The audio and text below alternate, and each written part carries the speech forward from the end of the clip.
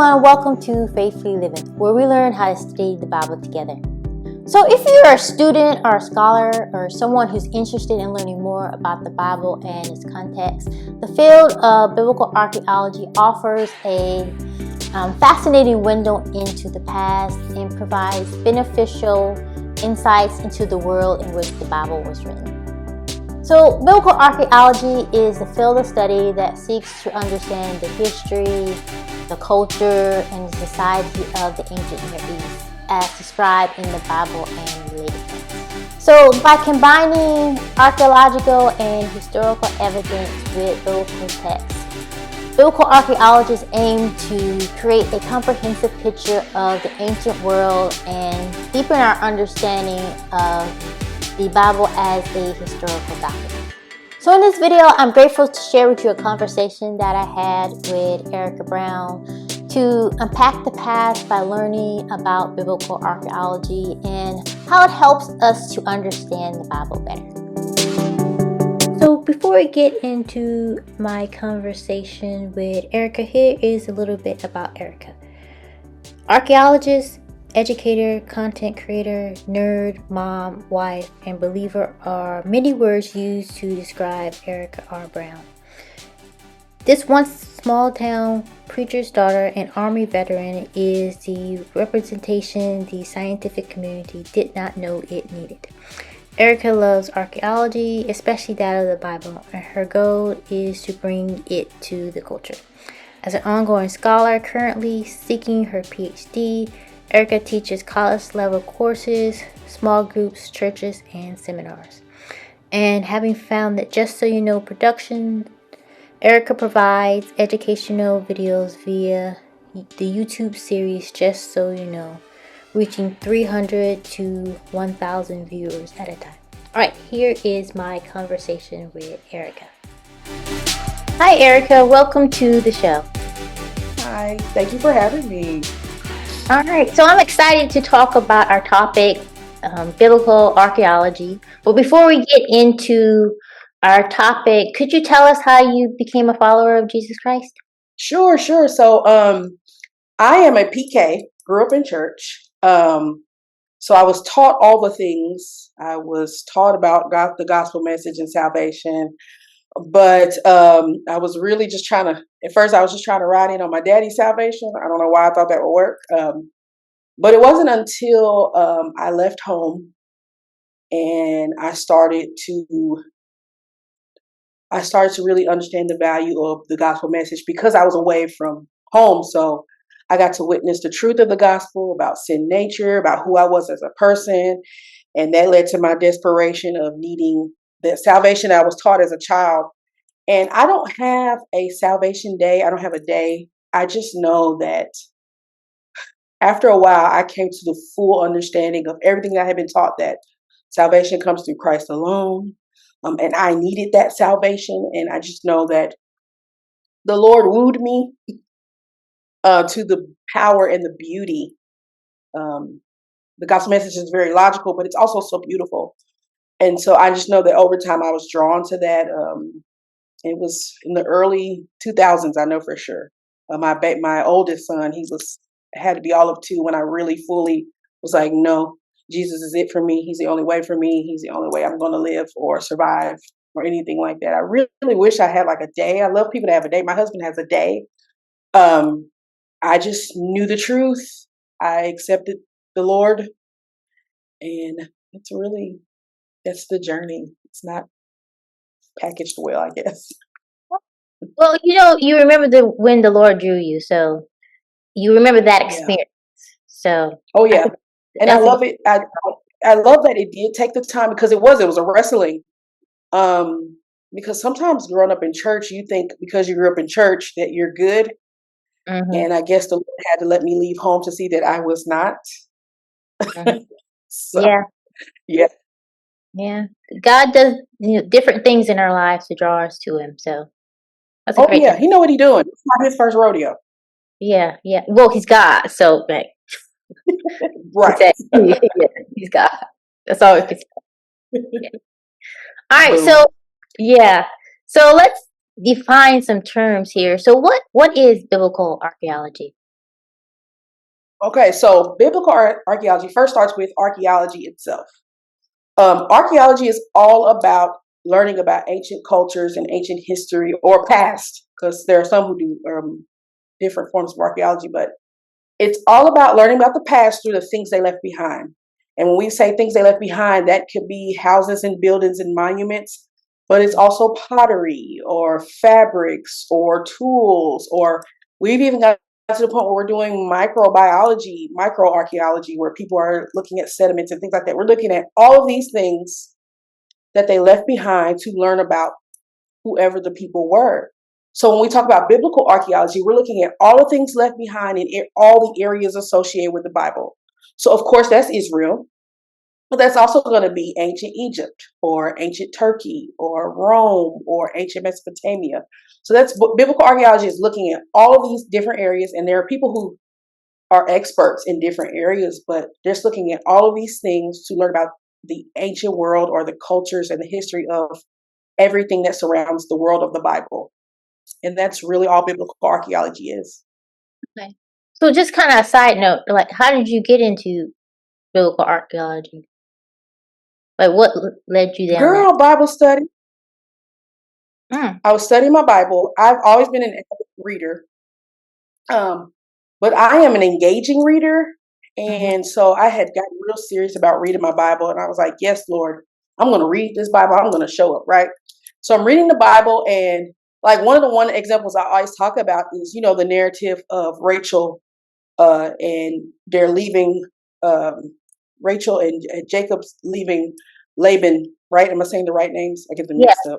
But Yeah, and Leah. Yeah, she's leaving. He's got them all packed up, and Rachel steals Laban's gods, and right. she tucks them under her lap. And I will never forget. I read that part, and I was like, "What a random detail! Like, seriously, is this necessary? But it's the Bible, so obviously it's necessary. So why Right. is it here?" So what I did was I got on Google, of course, and I'm like looking up stuff like that. And ultimately, it became a matter of all those questions I had like that. It was a matter of understanding ancient culture. I was like, okay, bet. How do you learn about ancient culture? Learn that people go to school for this, and it's called archaeology. I didn't know there was a thing. I'm not even gonna hold you. I didn't know it was a thing. Then I found out there's biblical archaeology, and that people go to school for that. And I will never forget. I was just like on a rabbit trail, like looking up stuff. Found the course description, not a school, not a whatever. I just found this course description for social customs of ancient Palestine. And I was like, that sounds amazing. I want to take that class. Well, that class was a part of the master's, the archaeology program, the archaeology of master's program at Southwestern Baptist Theological. At that time, I didn't even get my undergrad. I legit went and got my undergrad. At that moment decided I was going to go get my undergrad so that I could go to this graduate school to learn about biblical archaeology. But along the way, I just kept learning more and more and more, and I was just in love. And then I realized that a lot of people, I didn't know about this stuff. I didn't know about the culture and what it was teaching us about the Bible. And then the Mhm. people around me didn't know. And I met more and more people, and it just became this thing that yeah, the Lord just drew me into, and I love culture and I love learning. I loved history anyway. So that's Right. really how it came to it. It started from Bible study. Oh wow, that's great. Leads you into a good profession because you're going into. You're getting your PhD, right? In Yeah, I'm working on my PhD in archaeology of ancient Near East at Lipscomb University, which is in Nashville. okay, all right. So you're saturated in it all the way. Yeah, yeah, I've been to a couple of digs. I'm trying to go. My school has 5 sites that we're currently working. We have a site in Kazakhstan. We have a site in Kurion. We have a site that we work on in Israel, Tel Burna. We also have a portion of the wall of the Karnak Temple in Egypt, and that's the project I'm trying to go to this year. I've been to Israel twice, but I'm trying to go to the Egyptian project. And we just started a new site in Sudan, and it's working with the period of the Nubian pharaohs in Egypt. So that's really exciting. So maybe I'll get to go to that one. Oh yeah, that sounds exciting. All right, so why is biblical archaeology important? It's so important because we are in the business of learning about culture. And it's so important because it gives us this, we have a lot of history, but sometimes history doesn't record everything, right? Right. One Yeah. of the beauties of archaeology is that it fills in the gaps or information. It verifies at times or corrects at times, but it also fills in the gap. Mhm. I have a video where I talk about the Megiddo Church. And like we knew that, most of us know that the gospel message was spreading throughout the Roman Empire. But did we know one of the things about the Megiddo Church is that we have an account of a Roman soldier who uses his home for the church. He puts his rank, which means that the Christianity had saturated a Roman camp. So it's like it's filling in information that we don't always have. And that's why it's so important because it's good to always be learning history and uh, wrestling or learn about ancient cultures. Right. Yeah. Because you know we live in our culture here. Our Western culture, as opposed to like the culture over there. So we don't necessarily understand Oh what they yeah. do back during that time. Oh yeah, we're separated by thousands, even from Jesus alone. Not even before we get to the Old Testament. From Jesus alone, we're 2,000 years out. So if you Right. could, there's just things that we don't understand. And then when we get to the Old Testament, we're thousands of years out. We're just separated by that. But then on top of that, Christianity, the United States, America, we are birthed from Western culture. Hmm. Most of the Bible comes from an Eastern culture. So even then, learning about the context of each Eastern culture, that helps us understand those types of cultural contexts as well. So that's why it's so important, because if anybody should understand, especially as a Black woman, I understand the value of understanding a culture correctly, or just Right. learning about a culture outside of myself. Yeah. Because it helps us learn about the people and the times and things like that. Oh yeah. So yeah, good. So I think we kind of touched on it just a little bit, but like how does studying archaeology impact our understanding of the Bible? Okay, so we know that the rules of proper Bible study is all about context. We hear that all the time. Context, context, context. And one of the things people hammer, I think, more than they do cultural context, which is where I think biblical archaeology comes in. So we always talk about grammatical context, which we should. And we talk about literary context and theological context. All the contexts that's where I really know and believe that biblical archaeology fits in. Now we're talking about cultural and historical context. We're looking at the scripture with biblical archaeology. It gives us a chance to look through the scripture through the lens of the culture of that time more and more, right? Uh, I love to talk about how there is the Code of Hammurabi, the big stela. It's got the Code of Hammurabi. It's got all these laws and rules on it. And one of the things we find out for that is they talk about surrogacy.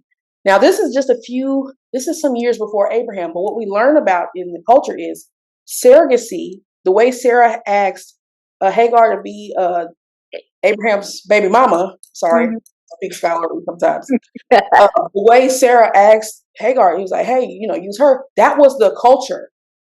So sometimes I remember me growing up, and I was like, "Oh, that's messy. Why she don't have her sleep with her man?" That Mhm. wasn't the problem. That wasn't the problem with the narrative because that was the norm of that culture. It was mostly it's like it's the equivalent to us using surrogacy today. Well, the problem was that God didn't want them to use any other mechanism that would take away from Him getting all the glory. So if we understand things like that culturally, like yeah, we wouldn't be like have somebody sleep with our man like that. We would, just do it the other way. We would understand, okay, this is the culture that they're presenting. This is how they're presenting it. Oh, it's so that we can see that. So that's why I think biblical archaeology comes into play. If we learn the things that are the norm or the normal expressions, then we're like, okay, that makes sense. We talk about um, one of my videos talks about the Merneptah Stela, and it's a battle account.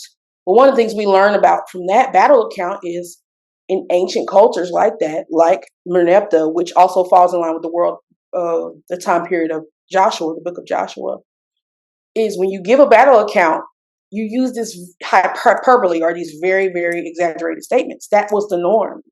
So when we read our Bible and Joshua says we completely wiped them, We completely wiped them out and they're devastated. Well, everybody said that. But the culture knows that he doesn't mean that literally. And so Right. that teaches us to read it that way as well, because obviously Joshua them didn't wipe it out, because at the end of Joshua's like, hey, y'all need to go ahead, make sure y'all finish this work because these babies are still in the land. You Mm, see what I'm saying? So right. we in to read that's what biblical archaeology gives us. It's like, okay, this is the culture. We're learning this. This is the culture. This is how they're receiving this information. This is how we process that information. Then we can better apply the text. We can better understand the text. We can better live out the text. And I always try to stress at the people the value of biblical archaeology in that way. Yeah. Those are some great examples that you put. So now we understand what God was trying to do with Abraham. He was trying to lead him a different way and Yeah. not, you know, be with the culture. Not Which the is conventional means, which not in that culture wasn't wrong. So it was like, God's like, no, no, no. I'm going to set it up to where there's no question who did this. There's no question how Sarah Abraham had the baby, because it wasn't through a surrogate. It wasn't through it. It was like, oh my gosh, this is impossible. Well, not for God. You see what I'm saying? So it's like, that's the picture. And it's not even that biblical archaeology changes what we know the text to mean. We already knew the text meant that. But Mhm. look how much more meat comes with it. Look how much more substance comes with that, because we're like, oh yeah. How many times have we tried to execute things by regular means when God's like, nope, pump the brakes. I'm gonna make this happen for you. Right? Mm, right. Yeah. Definitely so. The Bible is so wonderful, coming alive to show us different things. So Oh yeah. Oh yeah. And I think that's another thing I like to say is it makes it so real. I think sometimes because it's so far away and it's such a long time ago, we kind of make it a myth type of vibe, like a fairy tale or whatever.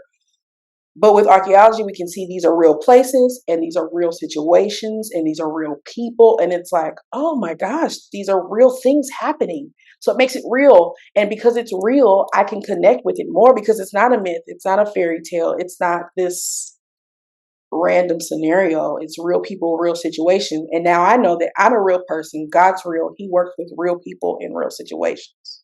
yeah.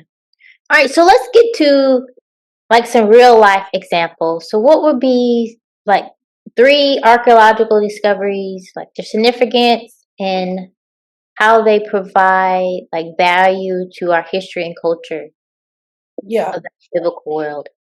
Um, yeah, one of the first ones I like, one of the first ones that drew me was the Ketef Hinnom amulets. Now, what's cool about the Ketef Hinnom amulets? It's two silver little amulets, and they're like, I mean, they're really tiny, but they're rolled up scrolls, and on them is inscribed part of the priestly benediction. May the Lord keep you. May the Mm, Lord bless you. But what's crazy is that it dates to like the sixth or seventh century BC. BC. So these makes these the earliest copies of any portion of the Bible, mm, and that's amazing because it's like, okay, we accept it by faith, and also say that too. You do not use archaeology to establish faith. If you don't believe that, that's not how we work. We walk by faith. Archaeology supports our faith. Well, not supports our faith. It should, or yeah, no, that's the words. It should illuminate. build. It should build or whatever. Like I don't like to use it to make people believe. If you are a believer already, then it's like okay, that makes sense. That adds to that. But anyway, I'm sorry. It shows us that wow, it's just another support for how long the scripture has been around, especially the book of Numbers. Because for a long time, there's this argument that the book of Numbers was written later. Well, here we have something from 6th to 7th century BC. So obviously it's been around for a long time. Yeah, Mm, and so one, it supports the scripture in that way, but also this was in a tomb of a everyday person. Um, mm, and that's amazing because it's like, okay, this wasn't an elite person. This wasn't a priest. I mean, this was an elite person because they have silver, but this wasn't a priest or whatever like that. This was an everyday person that's wearing this around their neck. So it shows you that as early as the 6th and 7th century BC, people are engaging with the text.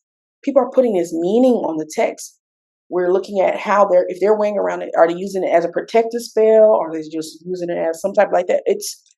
But it's really illuminating that the text is available, that people are getting it copied, and that it's important to them, and that it means so much to them. So for me, that one to me is it's very important for me, because to know that we have something that early, Right. it's what do you do with that? 6th to 7th century BC, like that's wow. And it's two scrolls, and it's on both. There's different portions of that priestly benediction on it, but they're on both of the scroll. I mean, Oh, wow.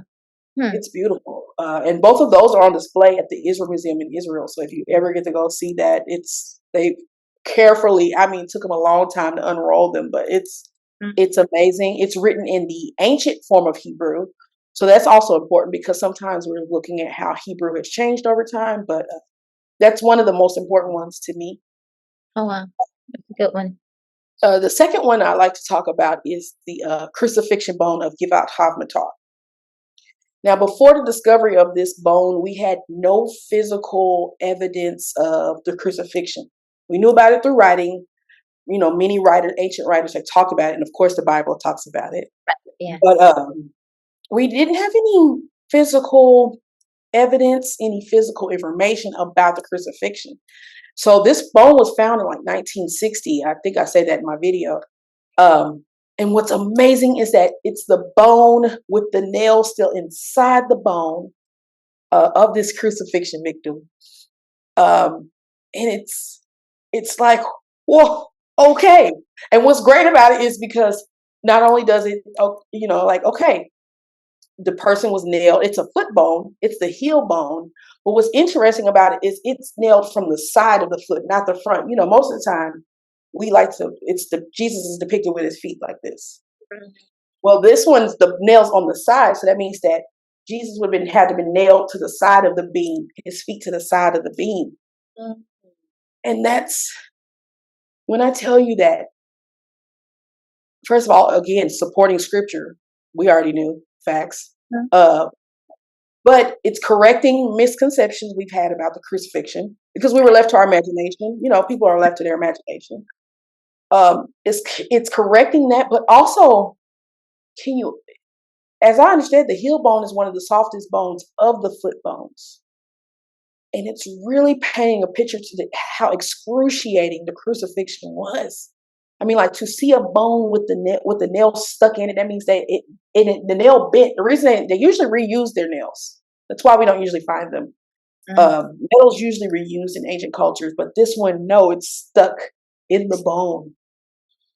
And it's like, oh my God, the pain, not that I did not think it was painful, but if you see this bone and you see this nail, you're like, okay, this was not,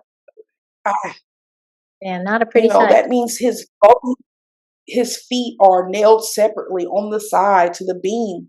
And even if people want to say that that's just this one, they found another crucifixion bone in 2020. Same thing, same foot, same bone, same thing.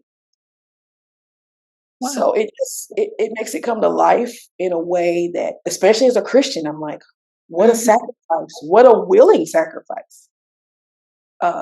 It just puts visual to it. Like I said earlier, how real does it get when you see a crucifixion? Right. Yeah. Right. Yeah. It happened. So yeah. Yeah. Yeah. And the first time I saw it, I was just like, oh my Lord, I cannot, it just, yeah. Yeah. Yeah. And but the last archaeological find, I'm currently in the process. I haven't made a video for this, but it's a structure. It's called the Israelite House. They have a mock of it at the Harvard Museum at Harvard.